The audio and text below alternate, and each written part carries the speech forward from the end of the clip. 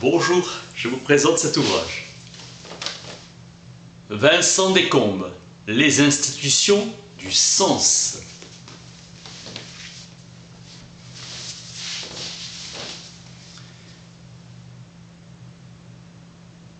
Le problème du holisme, du mental, différentes conceptions possibles de l'intentionnalité de l'esprit. Le terme intentionnel est le verbe sémantique dire que, créant dans le texte le discours, un contexte oblique.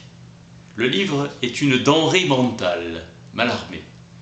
Les phénomènes de l'esprit ont un caractère holiste dont le caractère de totalité. La thèse de Brentano entend l'intentionnalité au sens d'une doctrine, la marque de l'esprit, Finlay. Intention vient du vocabulaire de l'action. La relation intentionnelle du discours est la relation par laquelle ce discours renvoie au monde. Toute conscience est conscience de quelque chose. Toute conscience vise un objet. Thèse métaphysique de Brentano sur la propriété caractéristique du mental. Toute action exprimée par un verbe transitif porte sur un objet. L'intentionnalité des actes mentaux est une transitivité inconditionnelle, garantie par la nature même de l'acte. Et la relation intentionnelle peut et doit rester parallèle à la relation réelle. Une action réelle se termine à un sujet. Le lien de l'objet au sujet est un lien interne, une relation intrinsèque. Les choses entrent dans le langage. Kojève adhère sans réserve à ce que Kuhn appelle le mythe de la signification. L'essence est portée par un mot qui est un support symbolique. En phénoménologie, il arrive quelque chose à la chose quand elle devient un objet intentionnel. Toute philosophie intentionnaliste de l'esprit doit poser la question du statut de l'objet intentionnel. Le souci du phénoménologue est d'en finir avec l'idée que l'objet immanent serait la solution aux problèmes posés par les actes mentaux, en tant qu'ils portent sur des objets sans pour autant agir réellement sur eux. Avec Sartre, la pensée moderne a réalisé un progrès considérable en réduisant l'existant à la série des apparitions qui le manifestent. Toute philosophie intentionnaliste de l'esprit fait la différence entre les relations naturelles et les relations intentionnelles. Prior compare la logique intentionnelle et la logique du temps. Un écart infranchissable va séparer la forme active de la forme passive, entre verbe d'action réel et verbe d'action intentionnel. Il faut donner raison à Peirce. La relation intentionnelle est irréductible à une relation réelle et doit mettre malgré tout à son service une relation réelle pour s'établir. Les verbes intentionnels sont transitifs car ils sont intentionnels dans un système qui doit contenir des verbes transitifs. L'intentionnalité du mental n'est pas autre chose qu'un aspect du holisme du mental. Un verbe intentionnel n'est pas intentionnel à l'état isolé. Il l'est par son intégration à un système des verbes intentionnels, chercher, trouver. La croyance est quelque chose qui va se manifester dans la conduite. Le holisme anthropologique est bien illustré par l'aphorisme de Wittgenstein. Même si un lion pouvait parler, nous ne le comprendrions pas. Il faut comprendre quelque chose de la forme de vie d'un être pour saisir la teneur de ses propos. Le holisme est d'abord le rejet de l'atomisme. Le refus de considérer qu'on puisse constituer un langage en se donnant un signe pour une chose, puis un autre signe pour une autre chose. Peut-être un signe, pour être un signe, il faut jouer un rôle dans un système, avoir un rôle dans un langage. Le point de départ d'une réflexion sur le langage n'est pas le concept d'un signe servant à dire quelque chose, mais celui d'un signe servant à représenter figurativement quelque chose. Dumet note que Kuhn avait d'abord donné au langage la structure d'un tissu, web. Ce holisme est une doctrine dans laquelle la notion de totalité s'entend d'un tout inanalysable, En partie, il y a des prédicats qui sont attribués collectivement en ce sens. Il y a des sujets collectifs de prédication, mais il n'y a pas d'individu collectif. La prédication collective décrit des individus ordinaires, même si elle est écrite collectivement. Frege souligne qu'on doit se garder de confondre la relation d'inclusion d'une partie d'un tout et que le logicien appelle la relation d'appartenance d'un élément à un ensemble.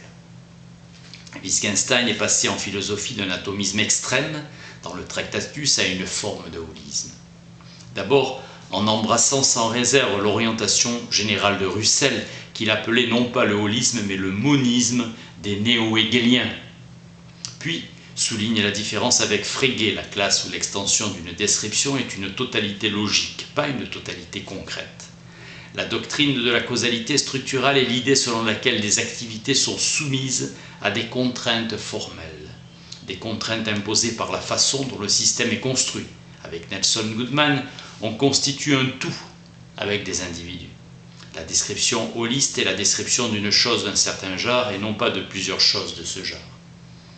Une phrase doit être décrite comme une unité de sens, comme une composition de signes et comme un assemblage d'éléments.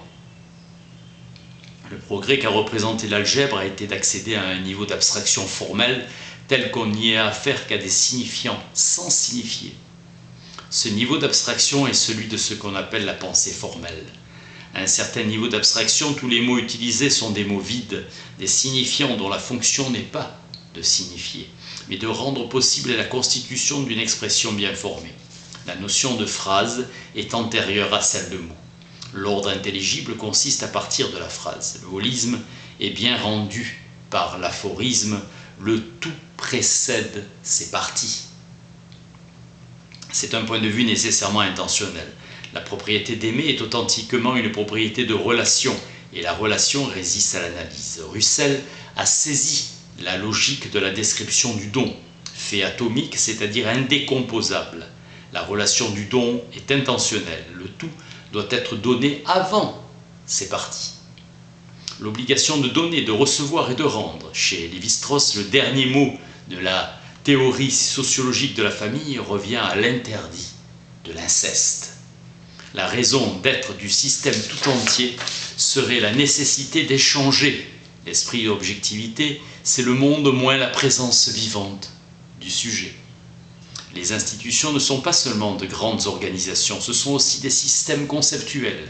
Les institutions sont donc des manières de penser autant que des manières d'agir. Moss explique que le sociologue ne sépare pas la morphologie des représentations de l'idéologie. Idée que les relations sociales ont le caractère de relations intérieures à un système. Il n'est pas absurde de soutenir que toute société est traditionnelle. C'est une illusion d'être différent et d'ordonner notre vie sociale selon d'autres principes.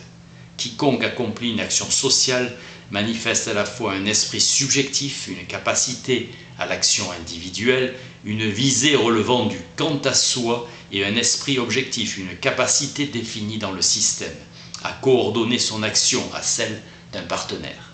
Les esprits se rencontrent dans le signe. Chacun d'eux s'exprime dans un signe. Si les deux sujets parlants s'expriment dans le même signe, ils pensent d'eux-mêmes. La capacité d'abstraction qui permet à quelqu'un d'opérer la réflexion sur soi est aussi ce qui lui permet de concevoir qu'un autre puisse en faire autant. C'est par le rapport de soi à soi qui est le dernier mot de l'identification des pensées et de la reconnaissance. L'acte de penser passe à juste titre pour suprêmement personnel. Ce sont les usages établis qui déterminent les réactions. Ces usages établis permettent de décider de ce qui est dit et donc de ce qui a été pensé quand quelqu'un se fait entendre de quelqu'un. Ce sont bien des institutions du sens. Vincent Descombes, les institutions du sens. Merci.